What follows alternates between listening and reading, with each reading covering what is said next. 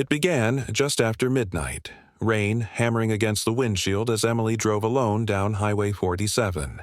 Her phone had no signal. Her gas tank was running low, and when she glanced in the rearview mirror, she saw headlights following her. For miles. Too close. Too steady. Before I tell you what happened next, tell me in the comments where you're watching from. I love knowing who's listening. At first, she thought it was nothing. Just another driver heading home through the storm. But when she slowed, the car behind slowed too. When she sped up, so did they. Her pulse began to race. There was something wrong with the way the lights moved. Never swerving. Never falling back. Just following. The highway stretched endlessly ahead, slicing through the black forest like a scar of wet silver. Every few minutes, lightning tore through the sky, illuminating the world for a fraction of a second. And each time she saw it more clearly. The same dented truck. The same shadowed silhouette inside. Emily's mind began to spiral. Maybe it was just coincidence. Maybe she was overreacting. But then, the truck's high beams flashed. Once. Twice. Then 3 times. Like a signal. Her breath fogged the glass. Her hands trembled on the steering wheel. She tried to remember the last sign she'd passed, but the storm had swallowed the road markers whole. There was nowhere to pull over, and nowhere safe to go. The rain thickened.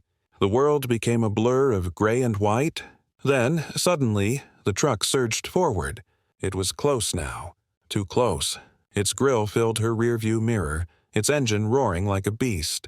Emily's heart hammered. She pressed the accelerator. Hard. The little sedan shuddered. She didn't know what terrified her more. The thought that the driver wanted to hurt her, or the possibility that she'd run out of gas before she could find help. She spotted a flicker of light up ahead. A gas station sign, barely visible through the storm. She whispered a prayer and turned off the main road, tires hissing on wet gravel. But when she looked back, the truck didn't follow. It slowed at the turn, then stopped. Just sat there, idling, headlights burning through the rain like 2 unblinking eyes.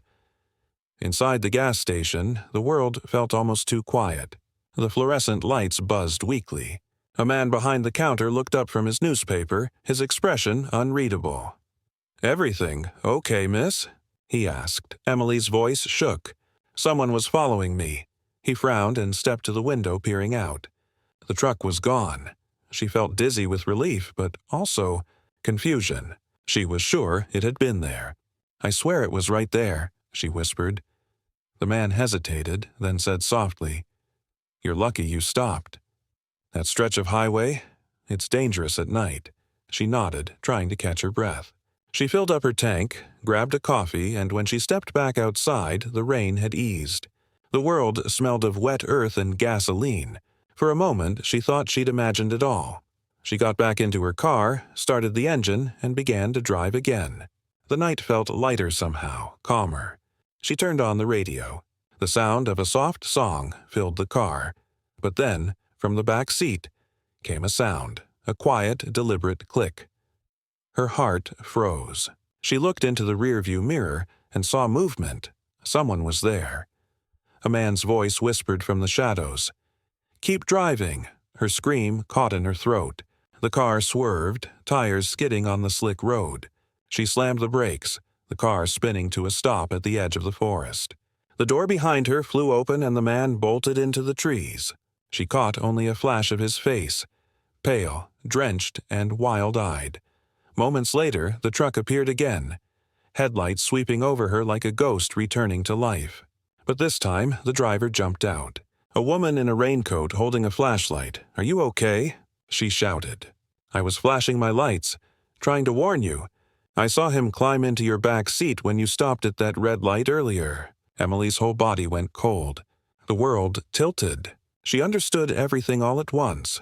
The headlights, the flashes, the pursuit. That woman hadn't been chasing her. She'd been trying to save her.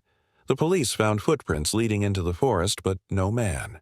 He vanished into the rain, swallowed by the night. Weeks later, Emily still couldn't bring herself to drive alone. But sometimes she thought about the woman who refused to give up on her, the stranger who risked her life to make sure she lived. because kindness doesn't vanish.